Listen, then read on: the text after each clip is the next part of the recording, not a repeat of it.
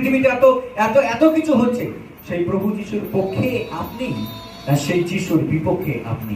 যারা আজকে যিশুর বিরোধিতা করছে, তারা তাদের বিরোধিতার মধ্য দিয়ে দেখাচ্ছে যে তারা যিশুর বিপক্ষে। তারা অ্যাকসেপ্ট করে না যিশুকে, তারা যিশুর বাণীকে অ্যাকসেপ্ট করে না, তারা যিশুর বাণী পছন্দ করে না, তারা খ্রিস্টানদেরকে পছন্দ করে না, তারা অত্যাচার করছে। তারা তাদের কর্ম দিয়ে প্রমাণ করছে যে তারা খ্রিস্টের বিপক্ষে। আজকের আপনি আমি যারা ছাদের তলায় বসে আছি, আমরা কি যিশুর পক্ষে? আর যতজন আমাদের বাক্য দ্বারা উৎসাহিত হবে, যতজনকে আমরা চিনি যারা যিশুর নাম স্বীকার করে, তারা কি যিশুর পক্ষে? আমাদেরকে প্রশ্ন করতে হবে নিজেদেরকে যে আমি কি যিশুর পক্ষে?